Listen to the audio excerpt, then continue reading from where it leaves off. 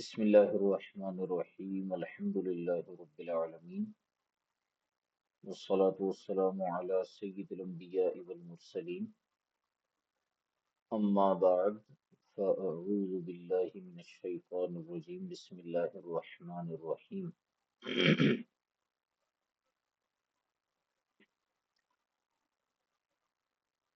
رسالہ اجل الاعلام کے دروس چل رہے ہیں اور کل تک کے سبق میں جو چیزیں ہم نے دیکھی اور سمجھی وہ یہ ہیں کہ جو صاحب بحر الرائق علامہ ابن نجیم مصری رحمۃ اللہ تعالی علیہ کے اقوال تھے ان کو ہم نے دیکھا، اور اس کے ساتھ ساتھ اعلی حضرت امام اہل سنت رحمۃ اللہ تعالی علیہ نے اپنے جواب کو اور اپنے کلام کو شروع کرتے ہوئے ما قبل اس کے کہ تفصیلی جواب دیتے چند مقدمات کا ذکر فرمایا، اور آپ رحمۃ اللہ تعالی علیہ نے فرمایا کہ بیان حق کے لیے ہم پہلے چند مقدمات پیش کرتے ہیں جن کے باعث حقیقت کے رخ سے پردہ اٹھ جائے گا۔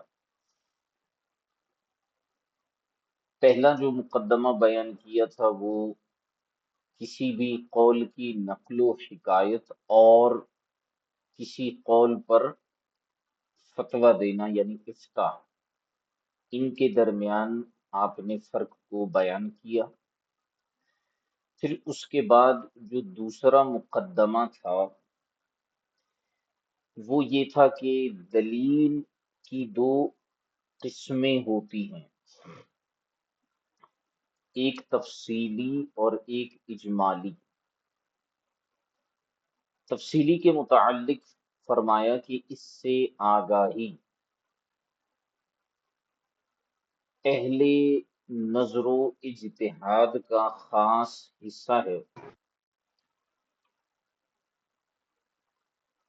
دوسرے کو اگر کسی مسئلے میں دلیل مجتہد کا علم ہوتا بھی ہے تو تقلیداً ہوتا ہے۔ پھر فرمایا جیسا کہ یہ اس سے ظاہر ہے جو ہم نے اپنے رسالہ الفضل الموہبی فی معنی اذا صح الحدیث فہو مذہبی میں بیان کیا، اس لیے کہ اس رسالے میں جو منزلیں ہم نے بتائی ہیں انہیں طے کرنا سوائے مجتہد کے اور کسی کے بس کی بات نہیں۔ اس میں سے کچھ تھوڑی سی مقدار کی جانب عقود رسم المفتی میں بھی اشارہ ہے۔ اس میں یہ نقل کیا ہے کہ دلیل کی معرفت مجتہد کو ہی ہوتی ہے، اس لیے کہ یہ اس امر کی معرفت پر موقوف ہے کہ دلیل ہر معارض سے محفوظ ہے، اور یہ معرفت تمام دلائل کے استقراء اور چھان بین پر موقوف ہے جس پر بجز مجتہد کسی کو قدرت نہیں ہوتی۔ لہذا اور صرف اتنی واقفیت کہ فلاں مجتہد نے فلاں حکم فلاں دلیل سے اخذ کیا ہے تو اتنے سے کوئی فائدہ نہیں۔ تو یہاں تک امام اہل سنت نے بیان فرمائے کہ دلیل کی جو ایک قسم ہوتی ہے جسے دلیل تفصیلی کہتے ہیں، یہ خاص مجتہد کا حصہ ہوتا ہے اور اس پر آگاہی جو ہے وہ مجتہد کو حاصل ہوتی ہے۔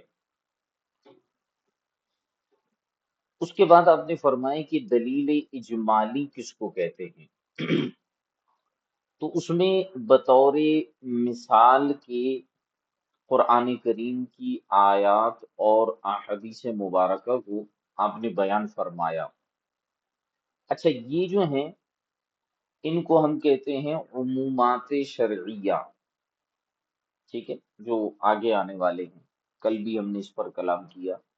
ان کو کہتے ہیں عمومات شرعیہ، یعنی شریعت میں کچھ دلائل اور کچھ ارشادات عمومی طور پر بیان ہوتے ہیں، ٹھیک ہے. جیسے اللہ تبارک و تعالی نے ارشاد فرمایا کہ فَاسْأَلُوا أَهْلَ الذِّكْرِ إِن كُنتُمْ لَا تَعْلَمُونَ. یہ ایک دلیل ہے لیکن اجمالی طور پر ہے کہ اہل ذکر سے پوچھو، سوال کرو اگر تمہیں علم نہیں ہے.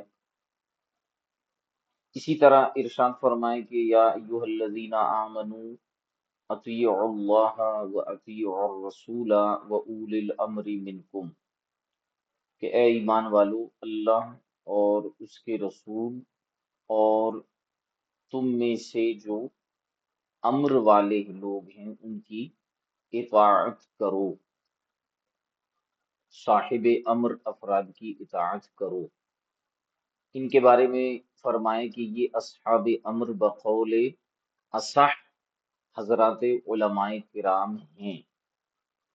اسی طرح حدیث مبارکہ میں نبی کریم صلی اللہ علیہ وآلہ وسلم نے ارشاد فرمایا کہ اللہ سألوا اذا لم يعلموا فإنما شفاء العی یعی السؤال، کہ انہوں نے سوال کیوں نہیں کیا، کیونکہ انہیں سوال کرنا چاہیے تھا، کیونکہ عاجز کا علاج اور اس کی شفا وہ یہ ہے کہ وہ سوال کرے، ٹھیک ہے. اب اس کے بعد امام اہل سنت ایک چھوٹی سی ایک بحث لے کر آئے. دلیل تفصیلی اور دلیل اجمالی کو بیان کرنے کے بعد آپ علیہ الرحمہ نے ایک بحث ذکر کی، اور اس بحث کا تعلق یہاں پر بھی ہے اور اگلے مقدمے سے بھی ہے. تو ہو سکتا ہے کہ کچھ چیزیں ہمیں شروع میں سمجھ میں نہ آئیں، تھوڑا سا ہم ان کے اندر غور و فکر کریں گے تو ہمیں چیزیں جو ہیں وہ سمجھ میں آنا شروع ہو جائیں گی. ارشاد فرمائیں کہ اسی لیے ہم کہتے ہیں کہ اپنے امام کے اقوال کو تسلیم اور قبول کرنا تقلید شرعی نہیں، بس تقلید عرفی ہے. اس لیے کہ دلیل تفصیلی کی ہمیں معرفت نہیں. اب ذرا اس بات کو سمجھیے گا. دلیل تفصیلی کے بارے میں اعلی حضرت نے فرمایا کہ یہ خاص مجتہدین کا حصہ ہوتا ہے، اس سے آگاہی. اور جو دلیل اجمالی ہے یہ تو ہر ایک کے سامنے ظاہر اور باہر ہے. ان دو باتوں کو ذہن میں بٹھائیے کہ دلیل تفصیلی کی معرفت یہ کس کا حصہ ہے؟ مجتہدین کا. اور دلیل اجمالی جیسے بیان کیے گئے، ٹھیک ہے. تو اس سے ہمیں ایک بات یہ اشارتاً پتہ چلی کہ دلیل تفصیلی پر غیر مجتہد کو معرفت حاصل نہیں ہوتی. تو اب اعلی حضرت فرماتے ہیں کہ ہم کہتے ہیں کہ اپنے امام کے اقوال کو تسلیم اور قبول کرنا یہ تقلید شرعی نہیں. امام کے اقوال کو تسلیم کرنا یہ تقلید شرعی نہیں، بس تقلید عرفی ہے.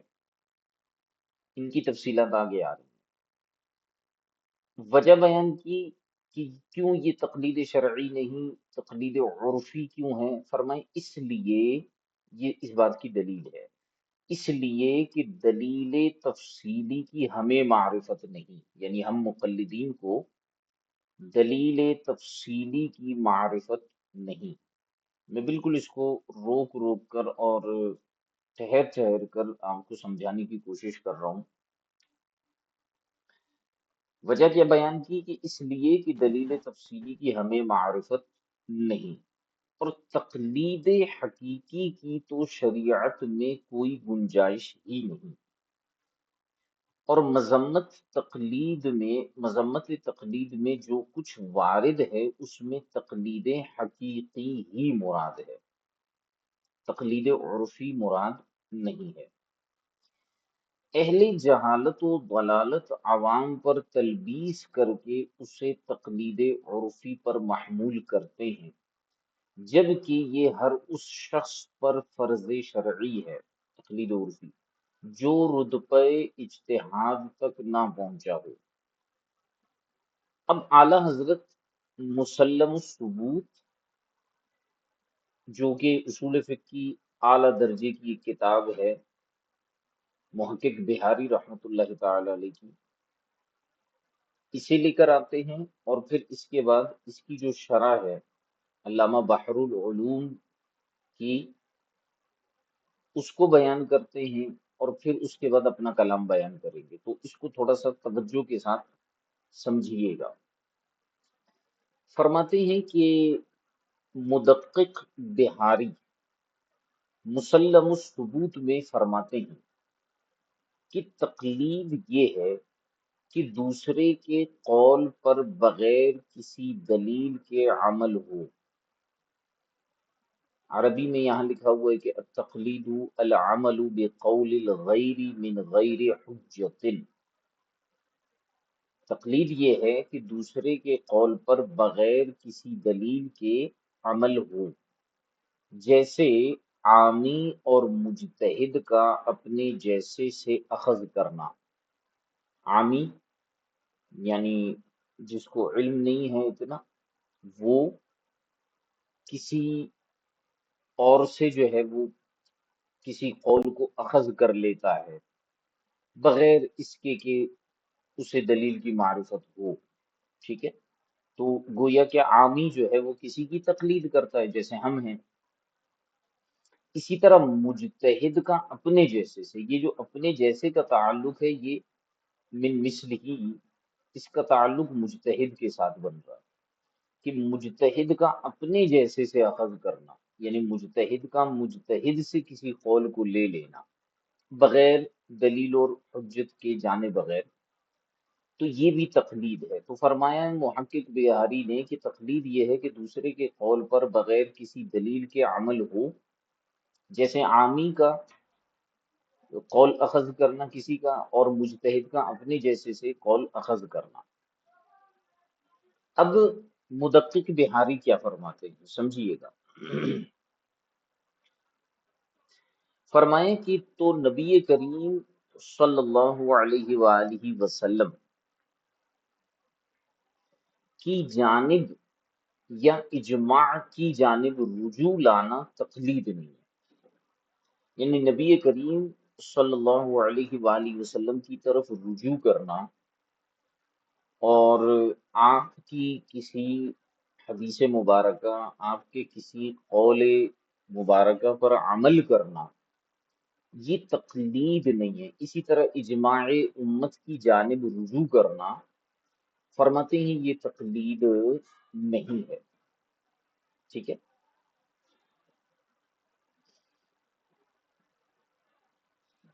کیوں نہیں ہے؟ اب یہاں پر بھی میں تھوڑا سا ایڈ کر دوں اس چیز کو۔ اس لیے کہ نبی کریم صلی اللہ علیہ وآلہ وسلم کا قول بذات خود دلیل ہے، اور اجماع جو ہے یہ بھی بذات خود دلیل ہے، دلیل شرعی ہے۔ تو جب یہ خود دلیل ہے تو دلیل سے کسی چیز کو اخذ کرنا یہ تقلید تو نہ ہوا۔ تقلید تو یہ ہے کہ کسی غیر کے قول کو بلا دلیل لینا، جیسے میں یا ہم امام اعظم ابو حنیفہ رحمۃ اللہ تعالی علیہ کے قول کو لیتے ہیں تو امام کا قول ہمارے لیے جو ہے وہ کیا ہے، قابل اتباع ہے، لیکن امام کا قول دلیل نہیں ہے ہمارے لیے، امام کے قول کی کوئی دلیل ہوگی۔ اس بات کو توجہ کے ساتھ سمجھیے گا کہ امام کے قول کی کوئی دلیل ہوگی تو ہم کیا کرتے ہیں کہ قبول العمل بقول الغیر کرتے ہیں، یعنی امام کے قول پر عمل کرتے ہیں من غیر حجت۔ تو حضور علیہ الصلوۃ والسلام کی جانب رجوع کرنا، تو چونکہ آپ خود دلیل ہیں، اسی طرح اجماع کی جانب رجوع کرنا براہ راست، یہ چونکہ خود دلیل ہے تو اس لیے یہ تقلید نہیں ہے۔ پھر فرمائیں اسی طرح عامی کا، مدقق بہاری کہتے ہیں اسی طرح عامی کا مفتی کی جانب اور قاضی کا گواہان عادل کی جانب، عامی کا کسی مفتی کی جانب رجوع کرنا، یعنی عام بندہ جو ہے وہ کسی مفتی سے جا کر مسئلہ پوچھتا ہے اور اس پر عمل کرتا ہے، اور قاضی جو ہے وہ کسی مقدمے میں گواہان عادل کو بلا کر ان کی بات کو سنتا ہے اور ان کو مان لیتا ہے، تو کہتے ہیں یہ جو رجوع ہے یہ بھی تقلید نہیں ہے۔ اسی طرح عامی کا مفتی کی جانب اور قاضی کا گواہان عادل کی جانب رجوع، یہ بھی تقلید نہیں ہے۔ کیوں؟ فرمائیں اس لیے کہ یہ ان دونوں پر نص نے واجب کیا ہے۔ عامی کا مفتی کی جانب جو ہے وہ نص نے کیسے واجب کیا ہے؟ فَاسْأَلُوا أَهْلَ الذِّكْرِ میں، ٹھیک ہے، تو یہ رجوع جو ہے یہ تو تقلید نہیں ہے، ٹھیک ہے۔ اور دوسری بات یہ ہے کہ قاضی جو ہے وہ گواہان عادل سے کسی مقدمے میں جو ہے وہ گواہی لیتا ہے، تو یہ بھی تو نص نے اس کے اوپر لازم کیا ہے کہ گواہوں سے گواہی لی جائے، تو یہ بھی تقلید نہیں ہے۔ لیکن عرف یہ ہے کہ عامی مجتہد کا مقلد ہے، صحیح ہے، عرف کیا ہے، یعنی عرفاً عامی جو ہوتا ہے وہ مجتہد کا مقلد ہوتا ہے۔ امام نے فرمایا، اب امام سے کیا مراد ہے وہ آگے آنے والا ہے، امام نے فرمایا کہ اسی پر بیشتر اہل اصول ہیں، یہ مسلم الثبوت کی عبارت ہے۔ اب اس کی شرح ہے فواتح الرحمت، امام بحر العلوم رحمۃ اللہ تعالی علیہ، اعلیٰ حضرت فرماتے ہیں، اچھا اعلیٰ حضرت پہلے یہ شرح لے کر آئیں گے اور اس کے بعد پھر اعلیٰ حضرت اپنا کلام لے کر آئیں گے کچھ اعتراضات کرتے ہوئے۔ تو آپ دوبارہ سے اس کلام کو سمجھیے گا جو مدقق بہاری نے بات کہی ہے۔ پہلے مدقق بہاری نے کیا کہی؟ نمبر ایک، آپ نے تقلید کی تعریف کی اور فرمائے کہ دوسرے کے قول پر بغیر کسی دلیل کے عمل، تو یہ جو آپ نے تقلید کی تعریف کی ہے یہ تقلید عرفی کی تعریف کی ہے، ٹھیک ہے۔ پھر آپ نے کہا کہ جیسے عامی اور مجتہد کا اپنے جیسے سے اخذ کرنا، لہٰذا نبی کریم صلی اللہ علیہ وسلم کی جانب یا اجماع کی جانب، یہ دوسری بات فرما رہے ہیں کہ حضور کی جانب یا اجماع کی جانب رجوع کرنا یہ تقلید نہیں ہے، اسی طرح عامی کا مفتی کی جانب اور قاضی کا گواہان عادل کی جانب بھی رجوع کرنا یہ تقلید نہیں ہے۔ پھر اس میں آپ نے یہ فرمایا کہ ان دونوں پر وجہ یہ ہے کہ تقلید نہیں ہے، کیوں؟ کیونکہ ان پر نص نے واجب کیا ہے کہ یہ رجوع کرے۔ پھر آخری جو بات مدقق بہاری نے کہی وہ یہ تھی کہ عرف یہ ہے کہ عامی مجتہد کا مقلد ہے، اور امام نے فرمایا کہ اسی پر بیشتر اہل اصول ہیں۔ تو اس عبارت کو اچھی طرح سے یاد رکھیے گا جو مدقق بہاری نے بیان کی۔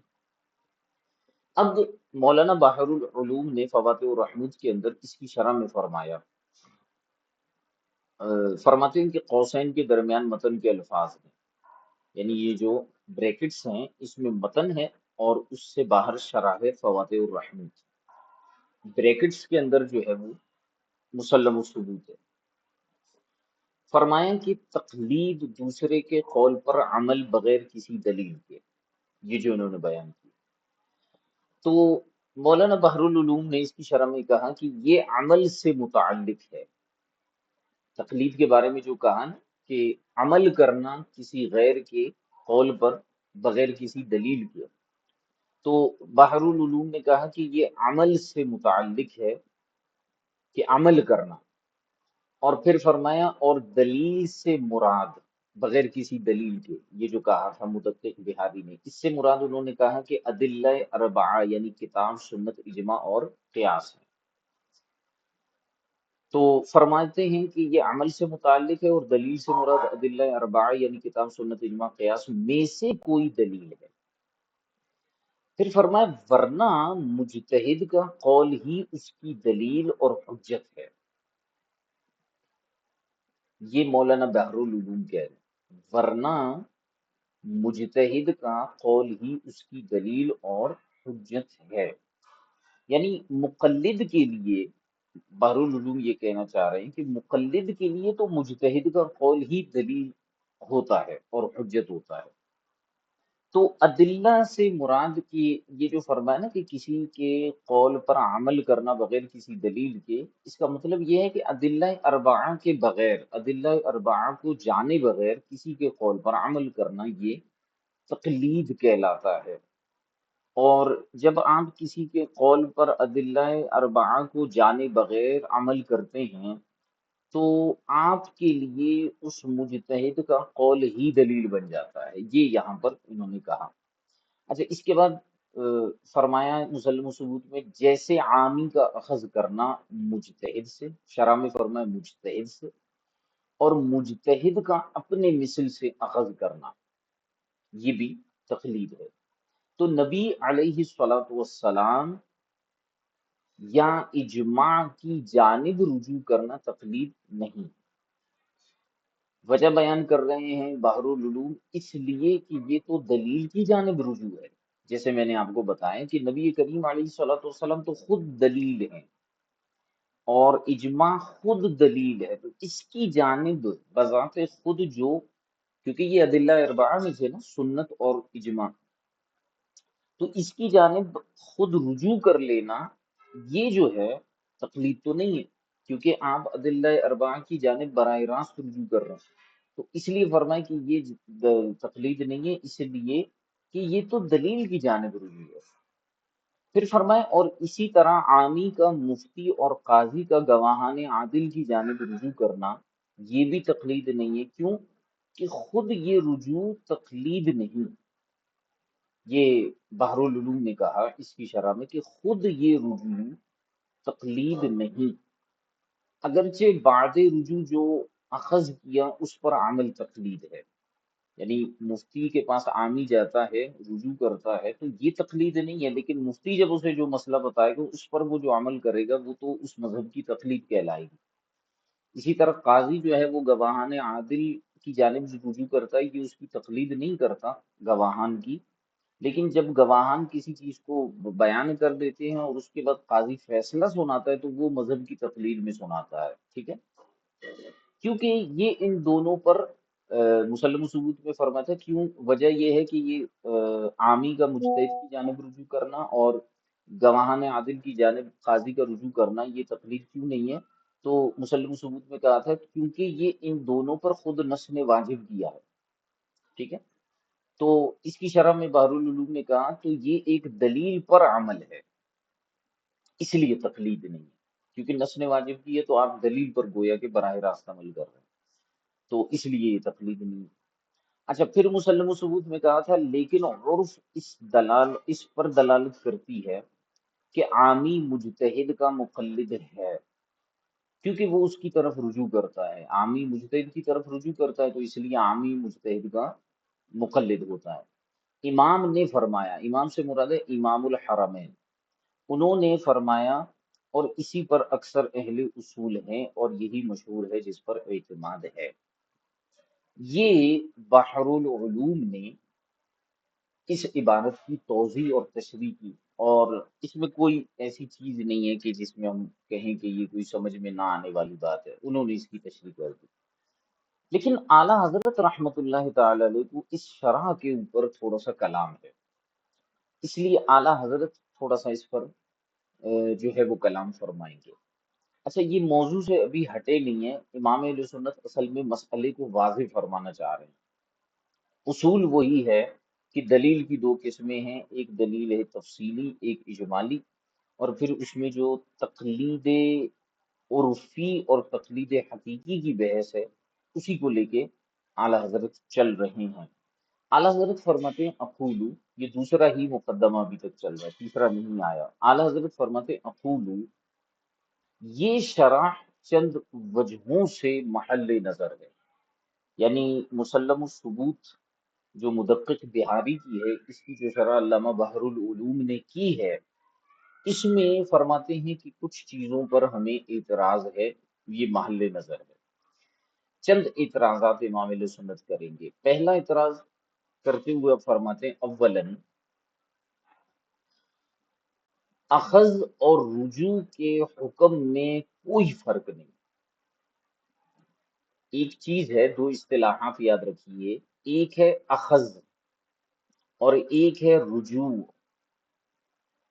تو یہ جو شرح کے اندر اور متن کے اندر فرمایا تھا کہ یہ ہم چلتے ہیں نا یہاں پر کہ جناب والا یہ جو عامی ہے یہ مفتی کی جانب رجوع کرے، یا اسی طرح کسی امتی کا نبی کریم صلی اللہ علیہ وسلم کی جانب یا اجماع کی جانب رجوع کرنا۔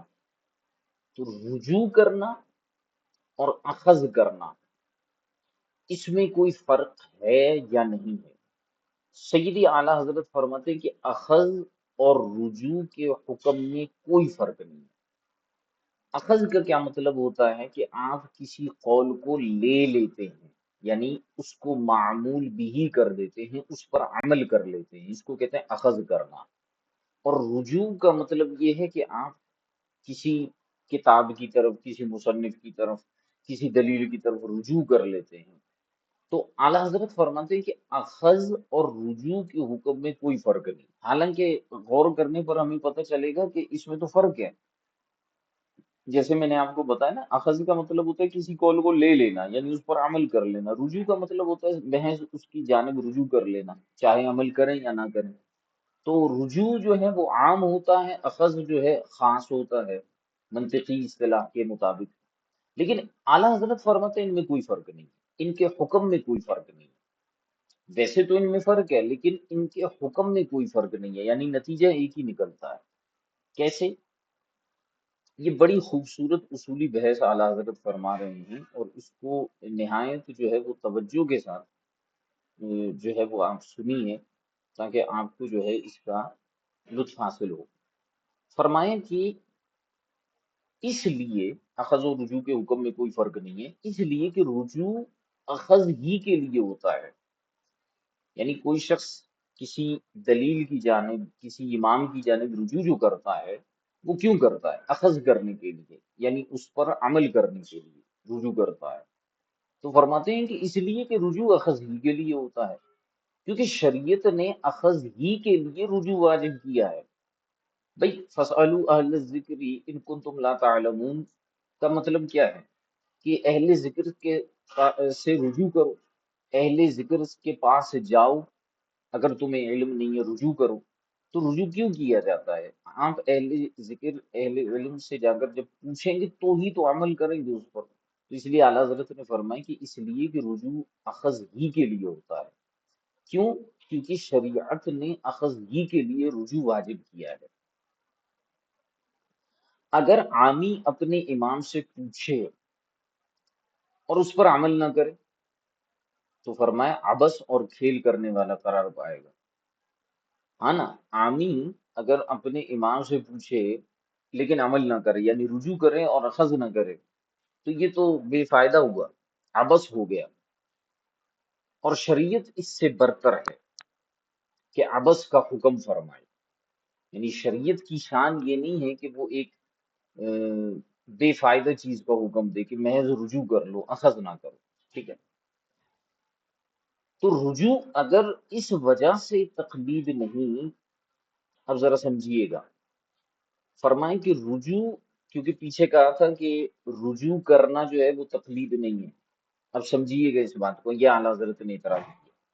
انہوں نے وہاں کہا تھا کہ رجوع تقلید نہیں ہے، تو اعلیٰ حضرت نے فرمایا رجوع اگر اس وجہ سے تقلید نہیں ہے کہ وہ نص سے واجب ہے، یہ جو کہا تھا نا کہ عامی اگر مفتی کے پاس جاتا ہے، رجوع کرتا ہے، اور قاضی جو ہے وہ گواہان عادل سے رجوع کرتا ہے، تو وہاں کہا تھا کہ یہ تقلید نہیں ہے. تو فرمائیں کہ رجوع اگر اس وجہ سے تقلید نہیں ہے کہ وہ نص سے واجب ہے، تو اخذ بھی ہرگز تقلید نہیں، کیونکہ رجوع اور اخذ ایک ہی چیز ہے. تو اگر رجوع تقلید نہیں ہے اس وجہ سے کہ وہ نص سے واجب ہے، تو پھر ہم وہی حکم اخذ میں بھی لگائیں گے، تو اخذ بھی ہرگز تقلید نہیں، کیونکہ یہ بھی بے عین ہی اسی نص سے واجب ہے جس سے رجوع واجب. تو یہ ایک اعتراض کر دیا اعلیٰ حضرت نے. ابھی اعتراضات ہیں، جواب نہیں. پھر کہتے ہیں ثانیاً دوسری وجہ یہ ہے کہ فرمائے پہلی آیت فَاسْأَلُوا نے رجوع واجب کیا، اور دوسری آیت یعنی اطیعوا نے اخذ واجب کیا. تو اخذ اور رجوع کے حکم میں فرق بیکار ہوا، یعنی دونوں ایک ہی طرح ہوئے. فَاسْأَلُوا نے کیا واجب کیا؟ رجوع. اطیعوا نے اخذ واجب کیا. تو اخذ و رجوع کے حکم میں تو کوئی فرق نہیں ہوا.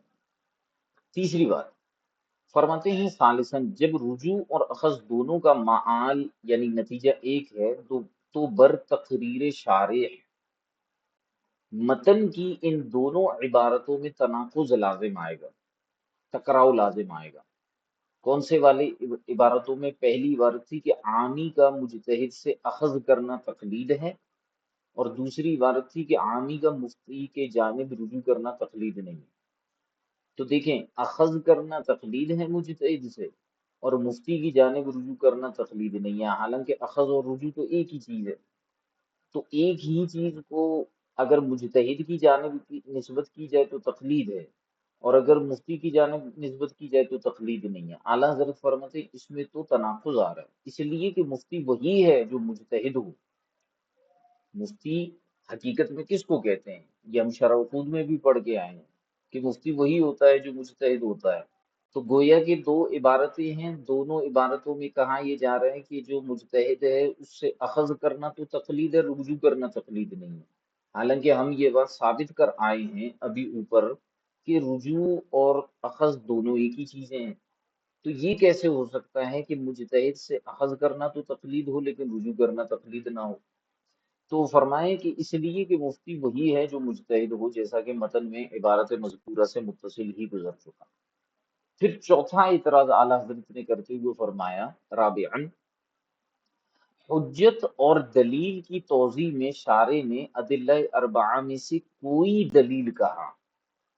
یہ ہم اوپر دیکھیں گے کہ شارع نے علامہ بحر العلوم نے اس مقام پر کہا تھا، یہ والی جگہ تھی تقلید دوسرے کے قول پر عمل بغیر کسی دلیل کے.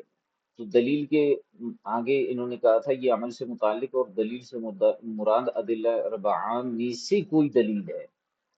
ٹھیک ہے، اس کے بغیر کسی کے قول کو مان لینا یہ تقلید کہلاتا ہے. تو اعلیٰ حضرت فرماتے ہیں کہ حجت اور دلیل کی توضیح میں شارع نے ادلہ اربعہ میں سے کوئی دلیل کہا. اب یہ جو کوئی دلیل ہے اس میں آپ فرماتے ہیں کہ اگر اس سے مراد، دلیل سے مراد دلیل تفصیلی ہے، یعنی وہ خاص دلیل جو پیش آمدہ جزئیہ و مسئلہ سے متعلق ہے، اسے جانے بغیر دوسرے کا قول لے لینے کا نام تقلید ہے. تو فرماتے ہیں یہ کہنا باطل ہے. دوبارہ اس کو سمجھیے گا کہ شارع نے ادلہ اربعہ سے مراد کیا لیا؟ کوئی دلیل، ادلہ اربعہ میں سے کوئی ایک دلیل. تو فرماتے ہیں اگر اس سے مراد آپ دلیل تفصیلی لیتے ہیں، یعنی وہ خاص دلیل جو پیش آمدہ جزئیہ اور مسئلہ سے متعلق ہے، اسے جانے بغیر دوسرے کا قول لے لینے کا نام تقلید ہے. تو فرماتے ہیں یہ کہنا باطل ہے. کیوں؟ کیونکہ نبی کریم صلی اللہ علیہ وسلم یا اجماع کی طرف رجوع تقلید نہیں، اس لیے کہ یہ رجوع دلیل تفصیلی کا علم و ادراک نہیں. اور اگر اس سے مراد دلیل اجمالی ہے جیسے عام ارشادات شرعیہ، تو مجتہد سے عامی کے اخذ کو تقلید کہنا باطل ہے. عامی مجتہد سے جو اخذ کرتا ہے اس کو تقلید کہنا باطل ہے، کیونکہ یہ بھی ایک دلیل شرعی کے تحت ہے. اگر آپ اس سے دلیل اجمالی مراد لیتے ہیں تو پھر تو تقلید ہو ہی نہیں رہی، کیونکہ آپ نے کہا تھا کوئی بھی دلیل، اور اگر اس سے مراد آپ دلیل اجمالی لیتے ہیں تو پھر عامی جو ہے وہ جو تقلید کر رہا ہے، اخذ کر رہا ہے مجتہد سے، یہ بھی تو ایک دلیل کے ہی تحت ہے اور دلیل اجمالی کے تحت ہے، تو پھر یہ بھی بہتری ہوگا، ٹھیک ہے، یہ بھی جو ہے وہ باطل قرار پائے گا۔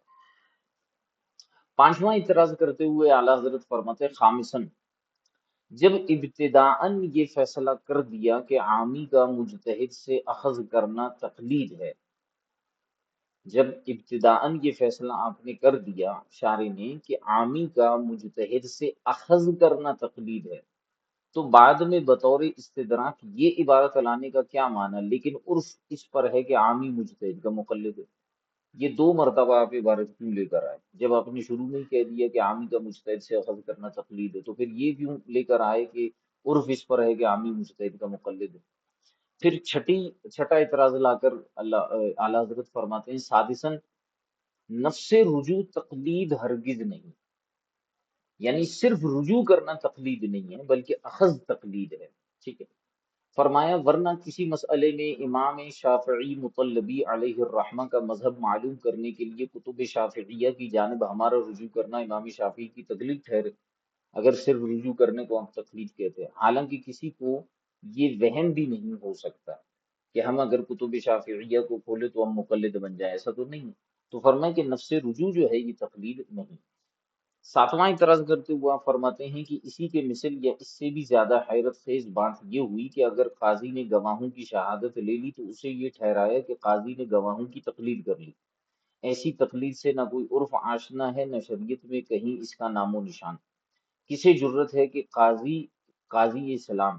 اچھا، یہاں پر یہ بات ہوئی تھی کہ جو شارح تھے امام بحر العلوم، انہوں نے وہاں پر یہ فرمایا تھا کہ قاضی کا گواہان عادل کی جانب رجوع کرنا تقلید نہیں ہے، لیکن جو کچھ گواہان عادل کہیں گے پھر اس پر عمل کرنا تقلید ہے۔ اس چیز کو اعلیٰ حضرت نے فرمایا کہ آپ نے تو یہ بات کر دی کہ گواہوں کی شہادت لے لی تو اسے یہ ٹھہرایا کہ قاضی نے گواہوں کی تقلید کر لی، ایسی تقلید سے نہ کوئی عرف آشنا ہے نہ شریعت میں کہیں اس کا نام و نشان، کسے جرت ہے کہ قاضی اسلام کو، خواہ وہ امام ابو یوسف ہی ہوں، ایسے دو ذمیوں کا مقلد کہہ دے جن کی شہادت پر اس نے کسی ذمی کے خلاف فیصلہ کر دیا ہو۔ مثال کے طور پر کسی ذمی کا مسئلہ تھا اور اس میں دو ذمیوں کو جو ہے ذمی کافروں کو بطور گواہ کے بلا لیا، اب ان کی گواہی لینے کا مطلب یہ تھوڑی ہے کہ قاضی جو ہے ان کا مقلد ہو گیا، مسلمان قاضی اسلام ذمیوں کا مقلد ہو گیا، ایسے تو نہیں ہو سکتا۔ فرمایا بلکہ متن مذکور کے حل میں حق وہ ہے جو اس عبارت پر خود میں نے کبھی لکھا تھا۔ اب اعلیٰ حضرت فرماتے ہیں کہ میں نے اسی عبارت کے حل کے لیے جو ہے وہ کچھ باتیں بیان کی تھیں جو ہم آپ کو یہاں پر بیان کریں گے۔ اب اعلیٰ حضرت نے جو شرح لکھی ہے وہ دیکھیں۔ فرمایا وہ اس طرح ہے، قوسین میں متن کے الفاظ ہیں یعنی بریکٹ میں، تقلید، تقلید کے آگے اعلیٰ حضرت نے لکھا تھا حقیقی، یعنی تقلید حقیقی کا مطلب یہ ہے، اب پہلے میں نے اس کی تشریح بحر العلوم کے اعتبار سے کی تھی کہ تقلید عرفی اس کو کہتے ہیں، ٹھیک ہے، وہاں میں نے سمجھانے کے لیے آپ کو کہا تھا تاکہ آپ کو عبارت صحیح سے سمجھ میں آ جائے کہ تقلید عرفی کس کو کہتے ہیں۔ اب اعلیٰ حضرت نے جو تقلید کی بحث کی ہے، یہاں پر آپ نے فرمایا کہ یہ جو مسلم ثبوت میں تقلید کی تعریف ہو رہی ہے یہ اصل میں تقلید عرفی کی نہیں ہے، یہ تقلید حقیقی کی تعریف تھی، کہ تقلید حقیقی کسی کو کہتے ہیں دوسرے کے قول پر اصلاً کسی بھی دلیل کے بغیر عمل کرنا، یہ تقلید حقیقی کہلاتا ہے، دوسرے کے قول پر اصلاً کسی بھی دلیل کے بغیر عمل کرنا، جیسے عامی کا اخذ کرنا اپنے ہی جیسے عامی سے، یہ بالاجماع ہے، یہ بالاجماع ہے، اس لیے کہ عامی کا قول سرے سے دلیل ہی نہیں، نہ خود اس کے لیے نہ کسی اور کے لیے، ٹھیک ہے۔ اسی طرح مجتہد کا اپنے ہی جیسے شخص سے اخذ کرنا یہ حکم اس مذہب جمہور پر ہے کہ ایک مجتہد کے لیے دوسرے مجتہد کی تقلید جائز نہیں۔ اب یہ اعلیٰ حضرت تقلید حقیقی کو بیان کر رہے ہیں کہ عامی سے اخذ کرنا بھی تقلید نہیں ہے، اور اسی طرح مجتہد کا اپنے جیسے مجتہد سے اخذ کرنا بھی تقلید نہیں ہے۔ ٹھیک ہے، اچھا، یہ اس لیے کہ جب وہ اصل سے اخذ کرنے پر قادر ہے تو اس کے حق میں حجت وہی اصل ہے، یعنی جب مجتہد اصل سے اخذ کرنے پر قادر ہے تو اس کے حق میں حجت وہی ہے جو وہ اصل ہے۔ اسے چھوڑ کر اپنی ہی جیسے شخص کے گمان کی جانب رجوع کرنا ایسی چیز کی طرف رجوع ہے جو اس کے حق میں حجت نہیں، تو یہ بھی تقلید حقیقی ہوگی۔ ٹھیک ہے، اس سے معلوم ہوا کہ مثل ہی میں ضمیر عامی اور مجتہد ہر ایک کی جانب راجع ہے۔ اچھا، میں نے پیچھے تشریح میں چونکہ بحر العلوم نے جو تشریح کی تھی اسی کے حساب سے میں نے کہا تھا کہ مثل میں جو ہے وہ مراد یہ ہے کہ عامی کا مجتہد کی طرف رجوع کرنا اور اخذ کرنا یہ تقلید ہے، اور جو مجتہد ہے اس کا ہم مثل سے اپنے سے جو ہے اپنے جیسے سے اخذ کرنا جو ہے وہ تقلید ہے۔ تو فرمائیں کہ اعلیٰ حضرت کی تحقیق یہ ہے کہ مثل ہی کے اندر جو ہی ضمیر ہے اس میں عامی اور مجتہد دونوں کی طرف یہ ضمیر لوٹ رہی ہے کہ عامی کا عامی سے اور مجتہد کا مجتہد سے اخذ کرنا۔ ٹھیک ہے، یہ تقلید حقیقی ہے جو کہ ممنوع ہے۔ ٹھیک ہے، اور صرف مجتہد کی طرف نہیں، یعنی یہ جو صاحب بحر العلوم نے جو تشریح کی تھی کہ صرف مجتہد کی طرف اس کا ضمیر لوٹے گی، ایسا نہیں۔ جب یہ معلوم ہو گیا کہ تقلید حقیقی کا مدار اس پر ہے کہ سرے سے کوئی دلیل نہ ہو، اب ذرا اعلیٰ حضرت کی تشریح سنیے اسی عبارت پر۔ فرماتے ہیں تقلید حقیقی کے مدار اس پر ہے کہ سرے سے کوئی دلیل نہ ہو تو نبی کریم صلی اللہ علیہ وسلم یا اجماع کی طرف رجوع، اگرچہ ہمیں تفصیلی طور پر اس کی دلیل معلوم نہ ہو، جو رسول اللہ صلی اللہ علیہ وسلم نے فرمایا یا جو اہل اجماع نے کہا، اس سے نہیں، یعنی تقلید حقیقی نہیں، اس لیے کہ حجت شرعیہ موجود ہے اگرچہ اجمالاً ہے۔ تو حضور کی طرف رجوع کرنا یا اجماع کی طرف رجوع کرنا یہ تقلید حقیقی نہیں ہے۔ اسی طرح عامی جو مجتہد نہیں، اس کا مفتی وہی ہے جو مجتہد ہو، اس کی طرف رجوع اور قاضی کا عادل گواہوں کی طرف رجوع اور ان کا قول لینا بھی کسی طرح تقلید نہیں، نہ ہی نفس رجوع اور نہ ہی اس کے بعد عمل، کوئی بھی تقلید نہیں۔ اعلیٰ حضرت نے یہ وضاحت کر دی، اس لیے کہ ان دونوں پر یہ رجوع اور عمل نص نے واجب کیا ہے، تو یہ ایک دلیل پر عمل ہوگا اگرچہ اجمالی دلیل پر، جیسا کہ معلوم ہوا۔ تقلید کی حقیقت تو یہی ہے، اب ذرا سمجھیے گا۔ فرماتے ہیں تقلید کی حقیقت تو یہی ہے، لیکن عرف اس پر جاری ہے کہ عامی مجتہد کا مقلد ہے، قول مجتہد کی دلیل تفصیلی سے آشنائی کے بغیر اس پر عامی کے عمل کو اس کی تقلید قرار دیا گیا ہے، اگرچہ مجتہد کی طرف عامی اسی لیے رجوع کرتا ہے کہ اسے شرعاً اس کی جانب رجوع کرنے اور اس کا قول لینے کا حکم دیا گیا ہے، تو یہ رجوع دلیل کے تحت ہے، بلا دلیل نہیں۔ پھر فرمائیں کہ یہ ایک اصطلاح ہے جو اسی صورت سے خاص ہے، یعنی یہ جو ہم نے ساری گفتگو کی یہ ایک مخصوص اصطلاح ہے جو اسی صورت میں خاص ہے، اور قول رسول صلی اللہ علیہ وسلم اور قول اہل اجماع پر عمل کو تو عرف میں بھی تقلید نہیں کہا جاتا۔ امام نے فرمایا یہ عرف عام ہے اور اسی پر اکثر اہل اصول گامزن ہیں۔ اصطلاح کوئی بھی قائم کرنے کی گنجائش کوئی بھی قائم کرنے کی گنجائش ہوتی ہے تو سبھی اصطلاحیں روا ہوتی ہیں۔ ان سے متعلق یہ نوٹ لگانا بے محل ہے کہ فلاں اصطلاح ضعیف ہے اور فلاں معتمد ہے، جیسا کہ مخفی نہیں۔ یہ ہے کلام مذکور کی صحیح تقریر، اور خدائے تعالی ہی فضل و انعام کا مالک ہے۔ تو اعلیٰ حضرت امام علیہ سنت کے پورے کلام کا جو خلاصہ بنا وہ یہ ہے کہ جو مسلم الثبوت کے اندر تقلید کی تعریف بیان کی تھی، امام بحر العلوم نے در حقیقت اس تقلید سے یہ مراد سمجھا کہ تقلید سے مراد وہ جو تعریف کر رہے ہیں وہ تقلید عرفی کی کر رہے ہیں۔ حالانکہ مسلم الثبوت والے نے وہ تقلید کی جو تعریف کی تھی وہ تقلید حقیقی کی تھی، اور اس میں پھر اعلیٰ حضرت نے جو اعتراضات کیے تھے بحر العلوم پر اپنی تقریر میں، جو ابھی شرح اس کی گزری ہے، اس میں ان اعتراضات کو بھی دور کرتے ہوئے اعلیٰ حضرت نے اس کی تشریح کی ہے۔ تو بہرحال یہ ایک تقلید کے اوپر انہوں نے کلام فرمایا۔ اس کے بعد اعلیٰ حضرت رحمۃ اللہ تعالی علیہ تیسرا مقدمہ جو ہے وہ بیان فرماتے ہیں۔ اب یہ تیسرے مقدمے کا بھی جو ہے وہ اسی سے تھوڑا سا تعلق ہے، اس کو ہم تھوڑا سا بیان کرتے ہیں اور گفتگو کو جو ہے وہ ختم کر لیتے ہیں۔ تیسرا جو مقدمہ ہے وہ کس چیز کے بارے میں ہے؟ اعلیٰ حضرت فرماتے ہیں اقولو، میں یہ کہتا ہوں کہ معلوم ہو چکا کہ جمہور کا مذہب یہ ہے کہ اہل نظر اور اجتہاد کے لیے یہ جائز نہیں کہ دوسرے کسی مجتہد کی تقلید کرے۔ جو اہل نظر ہے، جو اہل اجتہاد ہے، یعنی جو مجتہد ہے، اس کے لیے یہ جائز نہیں کہ دوسرے کسی مجتہد کی تقلید کرے، کیونکہ وہ تو خود مجتہد ہے، اور وہ اگر دوسرے کا قول اس کی دلیل تفصیلی سے آگاہی کے بغیر لے لیتا ہے تو جمہور کے نزدیک یہ تقلید حقیقی میں شامل ہے، جو بالاجماع حرام ہے۔ عامی کا حکم اس کے برخلاف ہے، اس لیے کہ دلیل تفصیلی سے ناآشنائی اس پر واجب کرتی ہے کہ وہ مجتہد کی تقلید کرے، ورنہ لازم آئے گا کہ اسے ایسے امر یعنی دلیل تفصیلی سے آگاہی کا مکلف کیا جائے جو اس کے بس میں نہیں، یا یہ کہ اسے بیکار چھوڑ دیا جائے۔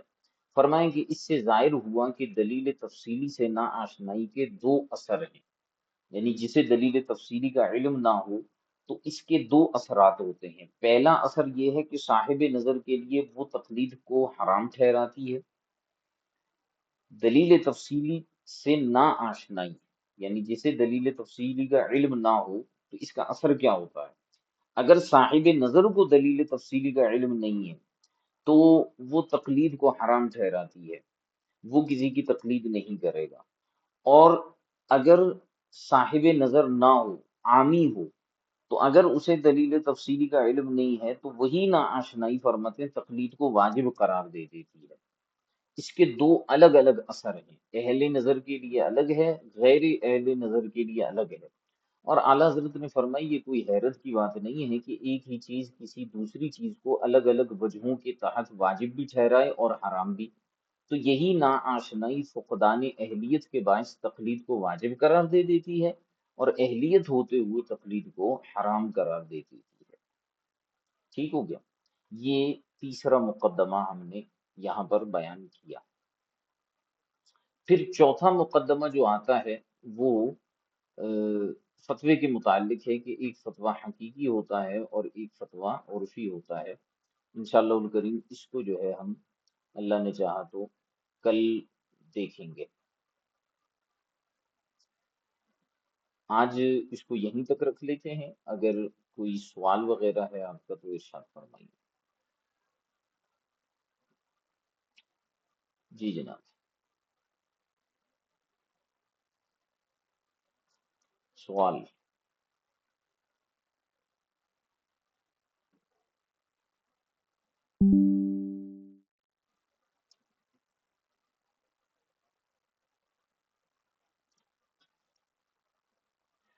ہے کسی کے ذہن میں کوئی سوال آج کے سبق کے متعلق؟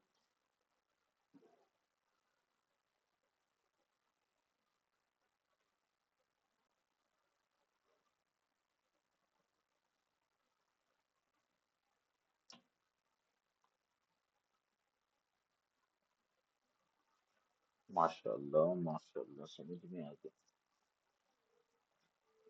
اچھی بات، بہت اچھی بات ہے۔ اور کسی کا کوئی سوال؟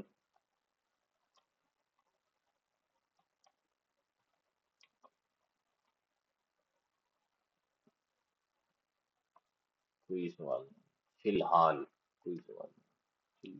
اور کسی کا کوئی سوال؟ دہرائی تو اس میں واجب ہے، جس نے اس کی دہرائی نہیں کی تو پھر تو اللہ ہی حافظ ہے اس کا۔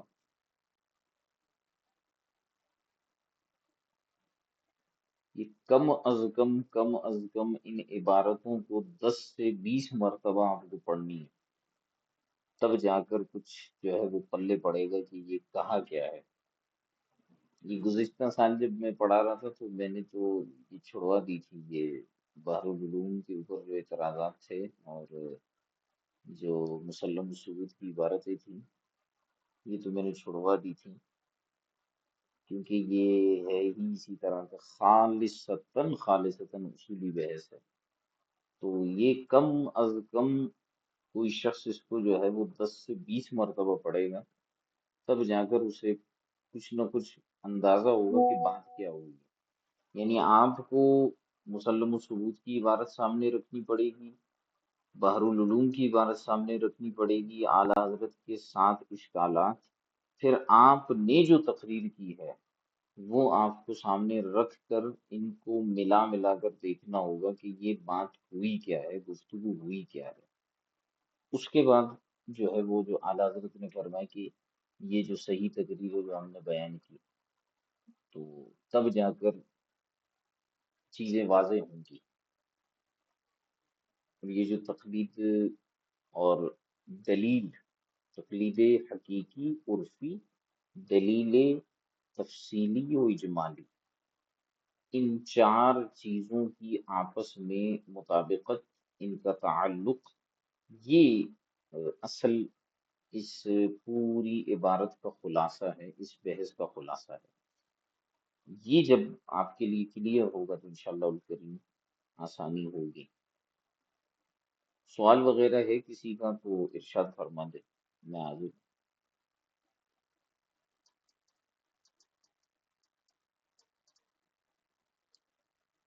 تقلید کی جو مذمت آئی ہے یہ تقلید شرعی کی ہے، اور غیر مقلدین تقلید کو شرک کہتے ہیں، ان کو کیا جواب دیں؟ یار ایک جوتا اٹھاؤ ان کے سر پہ مارو، اور کیا کرو گے سرفراز بھائی؟ اعلیٰ حضرت یہی تو کہہ رہے تھے اور دیگر فقہا یہی تو کہتے ہیں کہ تقلید، آپ نے کہا تقلید کی جو مذمت، تقلید کی مذمت نہیں، تقلید حقیقی کی مذمت جو فقہا نے کی ہے، ٹھیک ہے؟ ہم جو تقلید کرتے ہیں وہ تقلید عرفی ہوتی ہے، اس کی مذمت نہیں ہے، وہ مذموم نہیں ہے۔ اور آپ ماشاءاللہ سے ایک متخصص ہو رہے ہیں، میرا آپ سے ایک بالکل ایک طالب علموں والا سوال ہے کہ یار تقلید کو شرک کہنا، یہ عقل میں آتی ہے یہ بات؟ شرک وہ چیز ہے کہ اللہ تبارک و تعالی کی صفات میں یا ذات میں کسی کو شریک ٹھہرا دینا، یہ ہے شرک۔ تو تقلید کیسے شرک ہے؟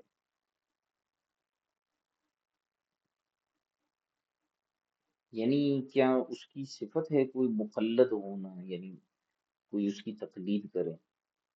کیا یہ اس کی صفت ہے، یا اس نے کہیں اپنے کلام میں یہ فرمایا ہے کہ میری تقلید کرو؟ اگر آپ اطیع اللہ و اطیع الرسول کو تقلید کہتے ہیں تو پھر میں تو آپ کو خود کہوں گا، اگر یہ اعتراض کوئی کرتا ہے کہ اللہ نے فرمایا اطیع اللہ، تو پھر میں کہوں گا کہ یہ بھی تو فرمایا اطیع الرسول و اول الامر منکم۔ تو اگر یہاں سے آپ اللہ کی تقلید ثابت کر رہے ہیں تو پھر اللہ نے تو خود فرمایا کہ میرے رسول کی بھی اطاعت کرو، وہی الفاظ ہیں، عطف کے ساتھ ہے، تو پھر خود معاذ اللہ اللہ تبارک و تعالیٰ شرک کی دعوت دے رہے پھر تو، اور اولی الامر کی بھی کرو، چلو جی، پھر تو مسئلہ گڑبڑ ہو جائے گا۔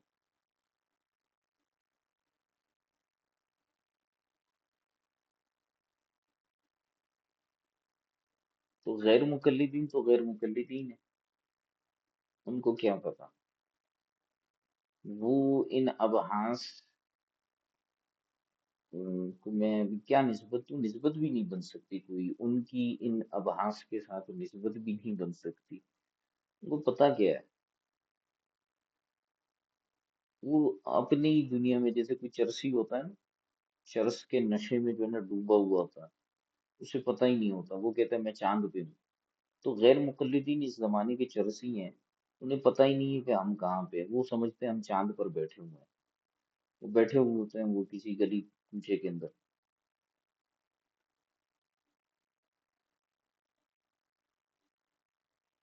ان سے تو بندہ اس بات پہ بحث کرے کہ یہ دلیل ہوتی کیا ہے، جب دلیل ہی ہمیں سمجھا دے تو بات ختم ہو جائے گی۔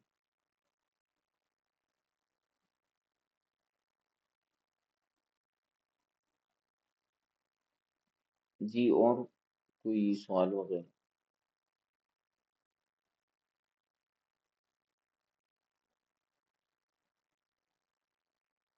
اب یہ آپ لوگوں کے اوپر آج کا سبق لازم و ملزوم ہے، یہ آپ نے اس کو اچھی طرح سے لیکچر کو بھی، اور جو سبق ہے، جو رسالہ بھیجا گیا ہے، اس کو آپ نے بار بار پڑھنا ہے، اچھی طرح سے پڑھنا ہے۔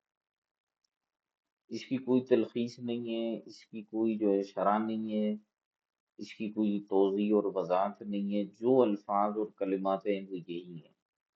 میری نظر میں تو کوئی ہے نہیں کہ اس پر کسی نے کوئی حاشیہ کوئی اس طرح کا لکھا ہو، اگر کسی کو پتا ہو تو مجھے بھی بتا دے، ورنہ یہی ہے جو کچھ ہے۔ تو ہاں، آپ ایک کام کر سکتے ہیں، آپ کو میں یہ کام دے سکتا ہوں کہ آپ ایسا کریں کہ آپ دیگر کتب سے تقلید شرعی عرفی یا تقلید حقیقی اور عرفی اس کی تعریفات تلاش کریں، ان پر دلائل تلاش کریں، اور جو ہے اس کے حوالے سے آپ چیزوں کو دیکھیں، انشاءاللہ کچھ نہ کچھ مزید آپ کو چیزیں سمجھ میں آئیں گی، پھر آپ کو اندازہ ہوگا سیدی اعلیٰ حضرت کا کلام کیا ہے۔ بھئی ابھی تک اعلیٰ حضرت نے جواب شروع نہیں کیا، یہ ابھی تو اعلیٰ حضرت آگے بات کر رہی ہے نا کہ محقق یہ جو ہیں اپنے ابن نجم مصری نے جو کلام کیا ہے وہ ہے کیا، اس سے پہلے تو یہ چیزیں سمجھو۔